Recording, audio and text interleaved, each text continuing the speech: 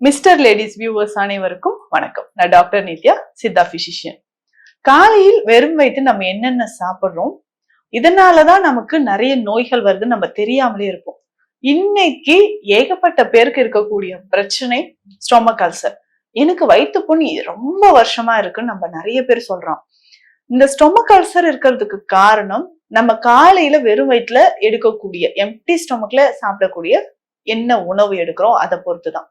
அது மட்டும் இல்லாம இன்னைக்கு நம்ம உடல்ல ஏற்படக்கூடிய நிறைய நோய்களுக்கு இந்த வெறும் வயிற்றில் நம்ம ஃபுட் எடுக்கிறது தான் காரணம் அப்படின்னு சொல்றோம். இப்போ நம்ம சரியானது அப்படின்னு நினைச்சிட்டு தொடர்ந்து நம்ம சில உணவுகளை காலையில எம்டி ஸ்டொமக்ல எடுத்துக்கிட்டே இருக்கிறோம். அல்சர் மட்டும் இல்ல, அதை தொடர்ந்து நிறைய பேருக்கு பிளட் பிரஷர் இன்க்ரீஸ் ஆகுது, சுகர் டயபெட்டிஸ் இன்க்ரீஸ் ஆகுது. அதுக்கப்புறம் நரம்பு சம்பந்தப்பட்ட நோய்கள் இன்னைக்கு நிறைய பேருக்கு நரம்பு சம்பந்தம், கை கால் நடுக்கம் இருக்கிறது, ஆண்மை குறைபாடு ஏற்படுறது, மூட் ஸ்விங் அதிகமா ஏற்படுறது, இந்த மாதிரியான பிரச்சனைகள் எல்லாமே இருக்கு. இதற்கு நம்ம காலையில வெறும் வயிற்றுல சில உணவுகள் தவறாக எடுக்கிறது தான் காரணமாக இருக்குன்னு சொல்லலாம். இப்போ காலையில நான் என்னென்ன உணவு எடுக்கிறேன், வெறும் வயிற்றுல எந்திரிச்ச உடனே நிறைய பேர் என்ன பண்றோம்னா காஃபி டீ நம்ம எடுக்கிறோம். இதற்கு முன்னாடி தண்ணீர் எடுக்கிறது ரொம்ப ரொம்ப அவசியம். காலையில வெறும் வயிற்றுல நிச்சயமாக ஒரு 400 ml இல்ல 500 ml, 1/2 லிட்டர் அளவுக்கு தண்ணி குடிக்கணும். இல்ல 1/2 லிட்டர் அளவுக்கு குடிக்க முடியல அப்படின்னா ஒரு 2 கிளாஸஸ்லயாச்சும் வார்ம் வாட்டர், வெது வெதுப்பான தண்ணீர் குடிக்கிறது ரொம்ப நல்லது. தண்ணீர் குடித்து ஒரு 20 நிமிடங்கள் வரைக்கும் நிச்சயம் வேற எதுவுமே நம்ம சாப்பிடக்கூடாது. அதுக்கப்புறம் காலை கடன் எல்லாம் முடிச்சதுக்கு அப்புறம் நிறைய பேருக்கு இருக்கக்கூடியது காலையில ஸ்ட்ராங்கா ஒரு காஃபி குடிக்கிறது, சுகர் நல்லா தூக்கலா போட்டு. இது ரொம்ப தவறான விஷயம்னு சொல்லலாம். இந்த காஃபி, அதுவும் இப்போ இருக்கிற காஃபி எல்லாம் பார்த்தோம்னா இன்ஸ்டன்ட் காஃபி அப்படின்னு சொல்றோம். நிறைய கெமிக்கல்ஸ் ஆட் பண்ணி தான் அந்த காஃபி பிளேவர் ஸ்ட்ராங்கா இருக்கணும்ன்றதுக்காக இது எல்லாமே நம்ம ஆட் பண்றாங்க. இதுல நம்ம ஒயிட் சுகரும் ஆட் பண்ணி அந்த பாலோட சேர்த்து எம்டி ஸ்டொமக்ல குடிக்கும் போது என்ன ஆகுதுன்னா, நிச்சயமா நம்ம ஸ்டொமக்ல இருக்கக்கூடிய இன்டர்னல், அதாவது மியூக்கஸ் லேயரை அது பாதிப்பு ஏற்படுத்துது அப்படின்னு சொல்லலாம்.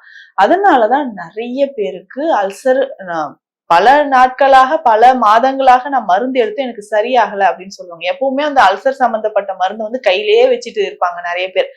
வயிறு உபிசமாகுதா, அஜீரணமாகுதா, டக்குன்னு அந்த மாத்திரையை எடுத்து போட்டுப்பாங்க.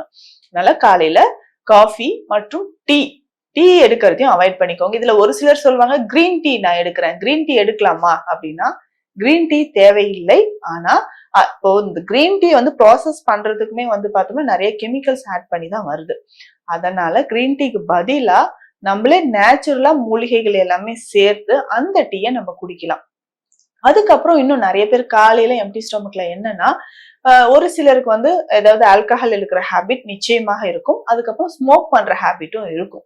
ஸோ இந்த மாதிரி ஆல்கஹால் கொஞ்சமா எடுக்கிறேன், நான் சோடா மிக்ஸ் பண்ணி எடுத்துக்கிறேன், இல்ல ஸ்மோக் பண்றேன், ஸ்மோக் பண்ணாதான் எனக்கு அடுத்தது மோஷன் போக முடியும் அப்படின்ற மாதிரியான ஒரு பழக்கமும் நிறைய பேருக்கு இருக்கும். இதையும் நிச்சயமா அவாய்ட் பண்ணிக்கோங்க.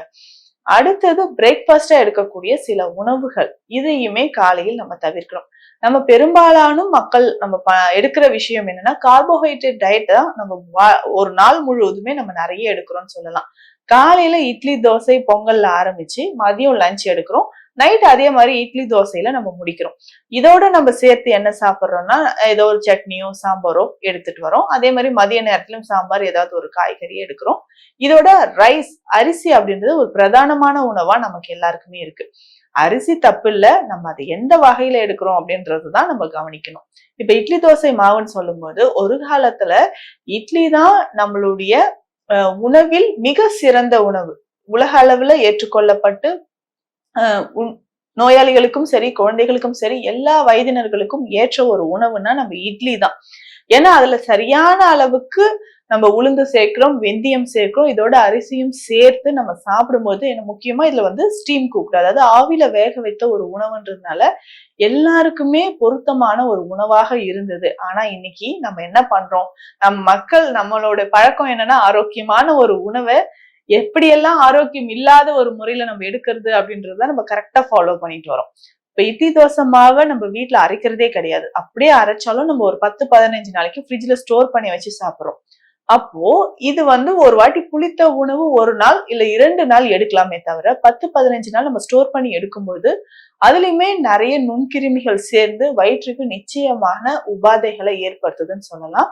அதனால ஒரு 2 நாட்களுக்குள்ள நம்ம வீட்டுல ரெடி பண்ற இட்லி தோசை மாவுகளை நம்ம முடிச்சிடணும். இப்போ இதே மாதிரி காலையில இந்த மாதிரி இந்த மாதிரி நம்ம தொடர்ந்து ஒரு 10-15 நாள் வச்சு அந்த மாவை யூஸ் பண்ணிக்கிட்டே இருக்கும்போது வயிற்றுல நிறைய பிரச்சனைகள், முக்கியமா ஹெச் பைலோரி இன்ஃபெக்ஷனும் நிறைய பேருக்கு இருக்கு. காலையில இந்த உணவு எடுப்பதை இட்லி தோசை மாவு ரொம்ப நாள் ஃப்ரிட்ஜ்ல ஸ்டோர் பண்ணி வைக்கிறத தடுக்கணும்.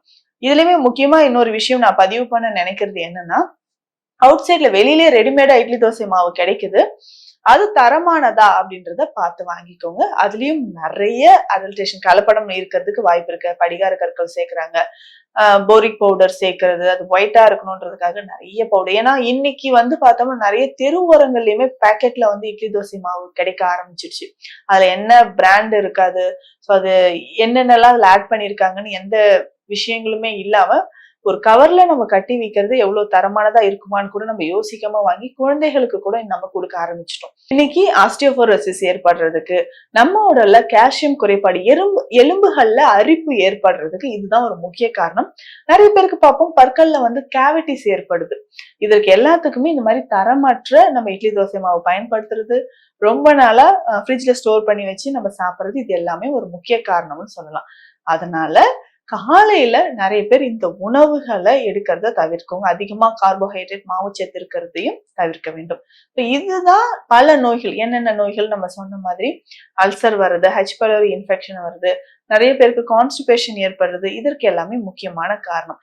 இதற்கு மாற்றா நான் காலையில என்ன சாப்பிடலாம் அப்படின்னா, நான் சொன்ன மாதிரி ஹெல்த்தியா ஹெர்பல் டீ எடுத்துக்கலாம். கருப்பட்டி காஃபி எடுத்துக்கலாம். ஹெர்பல் டீ அப்படின்னு சொல்லும்போது இந்த சீசன்ல நமக்கு ஆவாரம் பூ எல்லாருக்குமே கிடைக்கும். ஸோ ஆவாரம் பூ பேஸ் பண்ணி வச்சுட்டோ இல்ல அதுல கொஞ்சம் ரோஜா இதழ்கள், வேப்பம் பூவும் இந்த சீசன்ல கிடைக்கும். அதையும் நம்ம கேதர் பண்ணி எடுத்துக்கலாம். ஸோ இது எல்லாமே நம்ம ஒரு கஷாயம் மாதிரியோ இல்ல ஒரு ஹெர்பல் டீ மாதிரியோ போட்டு பயன்படுத்தி குடிச்சிக்கலாம். கருப்பட்டி காஃபியும் நம்ம குடிச்சிக்கலாம். இந்த கருப்பட்டி காஃபி அப்படின்னு சொல்லும்போது நிறைய பலன்கள் இதுல இருக்கு. கருப்பட்டினாவே நமக்கு தெரியும், இதுல அதிகமான இரும்பு சத்து மற்றும் கால்சியம் இருக்கு. இந்த கருப்பட்டியோட நம்ம கருப்பட்டி காஃபின்னு சொல்லும் போது இதுல தனியா, கொத்தமல்லி விதைகள் தான் அதிகமா நம்ம சேர்க்கிறோம். அதோட மிளகு, சீரகம், சுக்கு, ஏலக்காய், திப்பிலி இது எல்லாமே சேர்த்து நம்ம கஷாயமாக போட்டு அது வேணும்னா கொஞ்சம் பால் சேர்த்துக்கலாம். இதை கருப்பட்டி காஃபியை காலையில எம்டி ஸ்டொமக்ல குடிக்கும் போது அதிகமான பலனை நமக்கு கொடுக்குதுன்னு சொல்லலாம். அதே மாதிரி கேழ்வரகு, ராகி மால்ட் பாலோடு சேர்த்து ஏலக்காய், சுக்கு பொடியெல்லாம் சேர்த்து குடிக்கலாம். அதுக்கப்புறம் பல தானியங்கள் சேர்த்த ஹெல்த் மிக்ஸ் மாதிரி நம்ம எடுக்கலாம். நேந்திரம் வாழை அத பவுடரையும் நம்ம கஞ்சி மாதிரி குடிச்சிட்டு வரலாம். பருத்தி பால் காலையில குடிக்கலாம். இந்த மாதிரியான விஷயங்களோ இல்ல பானங்களோ காலையில நம்ம குடிச்சிட்டு வந்தோம்னா வயிற்றுக்கு ரொம்ப நல்லது. அதே மாதிரி டைஜஷனும் நார்மலா இருக்கும். நான் சொன்ன இந்த உணவுகள் எல்லாம் தவிர்த்துட்டு வந்தோம்னா பிற்காலத்தில் நமக்கு ஏற்படக்கூடிய டயபிட்டிஸா இருக்கட்டும், இல்ல ஹை பிளட் பிரஷர், சிறுநீரகம் தொடர்பான பிரச்சனைகள், சிறுநீரகங்கள் மற்றும் பித்தப்பையில் ஏற்படக்கூடிய கற்கள், இது எல்லாமே குணமாகும் அப்படின்னு சொல்லலாம். சோ காலையில் வெறும் வயிற்றில் நம்ம எடுக்கக்கூடிய உணவுகள் என்னென்ன, எப்படி எல்லாம் எடுக்கலான்றதை இந்த பதிவுல நான் சொல்லியிருக்கேன். மீண்டும் அடுத்த பதிவில் சந்திக்கலாம். நன்றி.